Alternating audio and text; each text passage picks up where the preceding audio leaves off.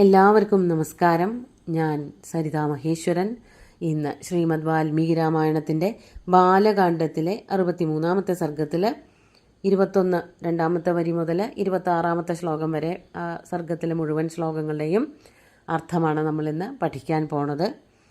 കഴിഞ്ഞ ദിവസം പറഞ്ഞു നിർത്തിയത് ബ്രഹ്മർഷി ശബ്ദം കിട്ടുകയാണ് എങ്കിൽ മാത്രമേ ഞാൻ തൃപ്തനാവുള്ളൂ എന്നുള്ളത് വിശ്വാമിത്രൻ ബ്രഹ്മാവിനെ അറിയിച്ചു.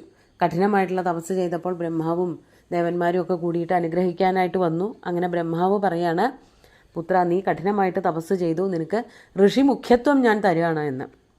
അതിൽ തൃപ്തനായില്ല, തനിക്ക് ബ്രഹ്മർഷി പദവിയാണ് വേണ്ടത് എന്ന് വിശ്വാമിത്രൻ ബ്രഹ്മാവിനോട് പറഞ്ഞു. ഇനി ബ്രഹ്മാവ് എന്താണ് പറയണത് എന്ന് നോക്കാം. 21-ാമത്തെ ശ്ലോകത്തിലെ 2-ാമത്തെ വരി. തമുവാച തതോ ബ്രഹ്മാ ന താവത്വം ജിതേന്ദ്രിയ യതസ്വമുനിശാർദൂല ഇത്യുക്ത്വാ ത്രിദിവം ഗത. തതോ ബ്രഹ്മ തം ഉവാച. അതിനുശേഷം ബ്രഹ്മാവ് വിശ്വാമിത്രനോട് ഇപ്രകാരം പറഞ്ഞു. എന്താ പറഞ്ഞത്? ത്വം ജിതേന്ദ്രിയ ന താവത്. നീ പറഞ്ഞുല്ലോ ഋഷിമുഖ്യത്വം പോരാ, എനിക്ക് ബ്രഹ്മർഷി പദവിയാണ് വേണ്ടത്, അങ്ങനെ വിജിതേന്ദ്രിയനായി എന്ന് കേൾക്കാനാണ് ഞാൻ ഇച്ഛിക്കുന്നത് എന്നൊക്കെ പറഞ്ഞപ്പോൾ ഉടനെ തന്നെ ബ്രഹ്മാവ് പറഞ്ഞു, നീ ജിതേന്ദ്രിയനായിട്ടില്ല.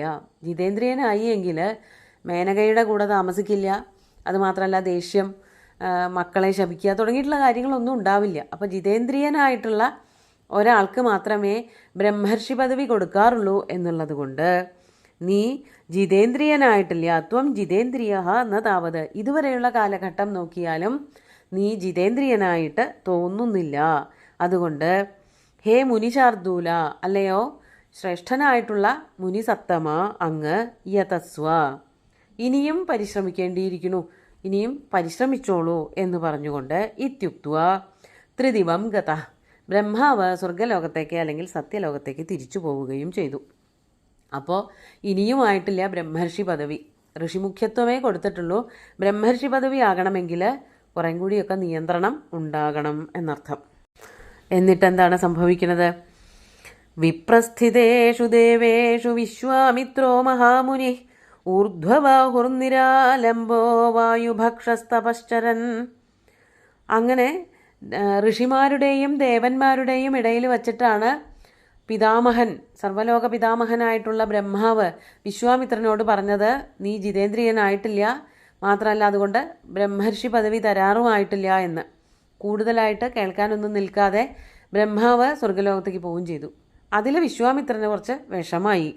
എല്ലാവരും കേൾക്കുകയാണല്ലോ പറഞ്ഞത്. അതാണ് എല്ലാ വിപ്രന്മാരും ബ്രാഹ്മണര് അല്ലെങ്കിൽ ഋഷിമാര് ദേവന്മാരുമൊക്കെ കേട്ട് നിൽക്കുമ്പോൾ, അല്ലെങ്കിൽ അവരൊക്കെ നോക്കി നിൽക്കേ, വിശ്വാമിത്ര മഹാമുനി, ആ മഹാമുനിയായിട്ടുള്ള വിശ്വാമിത്രൻ ഊർധ്വബാഹുർനിരാലംബോ, കൈകൾ രണ്ടും മുകളിലേക്ക് ഉയർത്തിപ്പിടിച്ച് മറ്റൊന്നിനെയും ആശ്രയിക്കാതെ അവിടെ നിന്നുകൊണ്ട് വായുഭക്ഷനായിക്കൊണ്ട് ഇനി ബ്രഹ്മർഷിയായിട്ടേ അവസാനിപ്പിക്കുള്ളൂ എന്നുള്ള രീതിയിൽ വായുഭക്ഷണം കഴിച്ചുകൊണ്ട്, അവിടെ വെള്ളം കുടിക്കലില്ല, ഇലകൾ കഴിക്കലില്ല, ഒന്നുമില്ല, വായു മാത്രമേ ഭക്ഷണമായിട്ട് എടുക്കുന്നുള്ളൂ. അങ്ങനെ നിന്നുകൊണ്ട് ഊർധ്വബാഹുവായിട്ട് മുകളിലേക്ക് കൈ ഉയർത്തി നിരാലംബനായിട്ട് മറ്റൊന്നിനെയും ആശ്രയിക്കാതെ അവിടെ നിന്ന് വീണ്ടും തപസ് തുടർന്നു.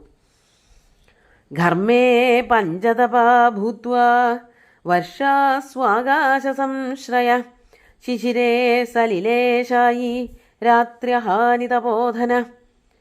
ഓരോ കാലം, ഓരോ ഋതുക്കളും നമുക്ക് ഓരോ ശാരീരിക അവസ്ഥകളാണ് ഉണ്ടാക്കി തരണത്. അപ്പോൾ ഘർമ്മം എന്ന് പറഞ്ഞാൽ നിദാഘ കാലഘട്ടം, നല്ല വേനൽക്കാലം. വേനൽക്കാലത്ത് എന്താണ് വിശ്വാമിത്രൻ തൻ്റെ കഠിനമായിട്ടുള്ള തപസ് തുടരാൻ വേണ്ടി ചെയ്തത്? പഞ്ചതപാഹ, താപങ്ങൾ, പഞ്ചാഗ്നി മധ്യത്തിൽ നിന്നുകൊണ്ടാണ് തപസ് ചെയ്തത്. എന്താണ് പഞ്ചാഗ്നി എന്ന് പറഞ്ഞാൽ? ചുറ്റുപാടും 4 വശത്തുമുള്ള അഗ്നി, പിന്നെ തീ കൂട്ടുക. അപ്പോൾ 4 ഭാഗത്തുനിന്നും തീയായി, മുകളിൽ സൂര്യനും. അതിനെയാണ് പഞ്ചാഗ്നി എന്ന് പറയുന്നത്. ഏറ്റവും കുഴക്കുന്ന ഒരവസ്ഥ. ഇത് ആരെക്കൊണ്ടും താങ്ങാൻ പറ്റില്ല പൊതുവെ. പഞ്ചാഗ്നി മധ്യത്തിൽ നിന്ന് തപസ് ചെയ്യാനൊക്കെ വളരെ ബുദ്ധിമുട്ടാണ്. ചൂട് മാത്രമേ ഉള്ളൂ, എവിടെ നിന്നും ഒരു തണുപ്പ് പോലും കിട്ടാനില്ല. അതിനെയാണ് പഞ്ചതപാഹ എന്ന് പറഞ്ഞത്. അതുപോലെ മഴ പെയ്യുമ്പോഴോ പഞ്ചതപാഹ ഭൂത്വ വർഷാസു, നല്ല മഴ പെയ്യുമ്പോൾ ആകാശം എന്ന കുടയ്ക്ക് കീഴിൽ നിൽക്കും. അതാണ് ആകാശ സംശ്രയ. ആകാശത്തിൽ നിൽക്കുക എന്ന് പറഞ്ഞാൽ തലയ്ക്ക് മുകളിൽ ആകാശം മാത്രമേ ഉള്ളൂ എന്ന് പറയുമ്പോൾ അവിടെ കുടയൊന്നുമില്ല. മഴ മുഴുവനും കൊണ്ട് മഴ നനഞ്ഞുകൊണ്ട് അങ്ങനെ തപസ് ചെയ്തുകൊണ്ടിരുന്നു. ഇനി ശിശിരേ, അല്ല തണുപ്പ് കാലത്ത് എന്താ ചെയ്തത്? ശിശിരത്തിൽ സലിലേശായി, വെള്ളത്തിലിറങ്ങി നിന്ന് കിട്ടുകിട്ടാ തണുക്കുന്ന വെള്ളം, ആ വെള്ളത്തിലിറങ്ങി നിന്നുകൊണ്ട് ഐസോ അല്ലെങ്കിൽ മഞ്ഞോ ഒക്കെ നിറഞ്ഞതായിട്ടുള്ള വെള്ളത്തിലിറങ്ങി നിന്ന് അങ്ങനെ തപസ് ചെയ്തു വിശ്വാമിത്രൻ. രാത്രി അനി തപോധന, അതിൽ രാവെന്നോ പകലെന്നോ ഭേദമില്ലാതെ നല്ല സൂര്യൻ്റെ കീഴിൽ നിന്നും ചുറ്റും തീയിട്ടിട്ടും, അതുപോലെ മഴ പെയ്യുമ്പോൾ മഴ മുഴുവനും കൊണ്ടുകൊണ്ടും, അതുപോലെ ഹിമപാതമുണ്ടാവുമ്പോൾ വെള്ളത്തിലിറങ്ങി നിന്നുകൊണ്ടും തപസ് ചെയ്തു. കഠിനമായിട്ടുള്ള തപസ് ചെയ്യാണ് വിശ്വാമിത്രൻ നടത്തിയത്. ഏവം വർഷസഹസ്രം ഹി തപോ ഘോരമുപാഗമത് തസ്മിൻ സന്തപ്യമാനേതു വിശ്വാമിത്രേ മഹാമുനോ. ഇങ്ങനെ നിസ്സാര കാലഘട്ടമൊന്നുമല്ല വിശ്വാമിത്രൻ കഴിച്ചു കൂട്ടിയത്. എങ്ങനെ തപസ് ചെയ്യാൻ തുടങ്ങിയാലും ഏതാണ്ട് 1000 കൊല്ലം കടന്നു പോകുന്നുണ്ട്. അതുതന്നെയാണ് ഇവിടെയും പറയണത്. ഏവം വർഷസഹസ്രം ഹി തപോഘോരം ഉപാഗമത്. ഏവം ഇപ്രകാരം വർഷസഹസ്രം 1000 കൊല്ലം, 1000 കൊല്ലം ഘോരം തപഹ ഉപാഗമത്, ഘോരമായിട്ടുള്ള തപസ് അദ്ദേഹം ചെയ്തു. എന്നിട്ടോ തസ്മിൻ സന്തപ്യമാനേ, തസ്മിൻ വിശ്വാമിത്രേ സന്തപ്യമാനേ, അങ്ങനെ അപ്രകാരം കഠിനമായിട്ടുള്ള തപസ് വിശ്വാമിത്രൻ ചെയ്തപ്പോൾ, മഹാമുനവും വിശ്വാമിത്രേ തസ്മിൻ സന്തപ്യമാനേ സതി, അപ്രകാരം കഠിനമായിട്ടുള്ള തപസ് ചെയ്യാൻ തുടങ്ങിയപ്പോൾ ദേവന്മാർക്ക് എന്തുണ്ടായി? സന്താപസ്സു മഹാനാസീത് സുരാണാം വാസവസ്യച. ഈ വരി കൂടി ചേർത്ത് നമുക്ക് അർത്ഥം പറയാൻ പറ്റും. സുരാണാം വാസവസ്യച സുമഹാൻ സന്താപ ആസീത്. ദേവന്മാർക്കും ദേവേന്ദ്രനും മനസ്സിൽ അതികഠിനമായിട്ടുള്ള സന്താപം ഉണ്ടായി. അതായത് വിശ്വാമിത്രൻ ഇങ്ങനെ കഠിനമായിട്ടുള്ള തപസ് ചെയ്യുമ്പോൾ എങ്ങനെയാണ് ദേവന്മാർക്കും ദേവേന്ദ്രനും താപമുണ്ടാവുന്നത്? രണ്ടും 2 തരം താപമാണ്. കേൾക്കുമ്പോൾ ഒന്നുപോലെ തോന്നുന്നേ ഉള്ളൂ. ഒന്ന് വെയിൽ കൊണ്ട് അല്ലെങ്കിൽ ശരീരം കർഷിക്കുന്നത് കൊണ്ടുണ്ടാകുന്ന അങ്ങനെയുള്ളതായ താപം, അല്ലെങ്കിൽ മനസ്സിൻ്റെ ആ ചൂട് പിടിച്ചുകൊണ്ട് ചെയ്യുന്നതായിട്ടുള്ള ആ താപം. രണ്ടാമത്തെ പറഞ്ഞിട്ടുള്ളതായ താപം, ദേവന്മാർക്കും ദേവേന്ദ്രനും ഒക്കെ ഉണ്ടാകുന്ന താപം എന്ന് പറയുന്നത് സന്താപമാണ്. എന്തിനാണ് ഈ വിശ്വാമിത്രൻ ഇത്ര കഠിനമായിട്ട് തപസ് ചെയ്യുന്നത്? നമ്മുടെ സ്വർഗമൊക്കെ തട്ടിക്കൊണ്ടു പോകാൻ വേണ്ടിയിട്ടായിരിക്കോ എന്നുള്ള അങ്ങനെയൊക്കെയുള്ളതായ പേടികളും അസ്വസ്ഥതകളുമൊക്കെ ഉള്ളിൽ അനുഭവപ്പെടാൻ തുടങ്ങി എന്നാണ് ഇവിടെ കവി വർണ്ണിച്ചിരിക്കുന്നത്. ആര് തപസ് ചെയ്യുമ്പോഴും ദേവന്മാർക്കാണല്ലോ ആദ്യം പേടിയാവുക. സ്വർഗ്ഗലോകം നഷ്ടപ്പെടുമോ, സ്വർഗത്തിലെ സുഖങ്ങളൊക്കെ പോവുമോ എന്നൊക്കെ വിചാരിക്കുന്നത് ദേവന്മാരാണ്. അതുകൊണ്ട് വീണ്ടും വിശ്വാമിത്രൻ കഠിനമായിട്ട് തപസ് ചെയ്യാൻ തുടങ്ങിയപ്പോൾ ദേവന്മാർക്കും ഇന്ദ്രനും കഠിനമായിട്ട് പേടിയായി. അപ്പോൾ എന്താണ് ചെയ്തത്? 26ാമത്തെ ശ്ലോകം നോക്കാം. രംഭാമപ്സരസം ശക്ര സർവൈ സഹമരുദ്ഗണൈഃ ഉവാചാത്മഹിതം വാക്യമഹിതം കൗശികസ്യ ച. കഴിഞ്ഞ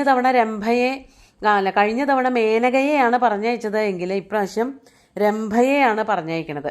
അതാണ് രംഭാം അപ്സരസം ശക്രഹ.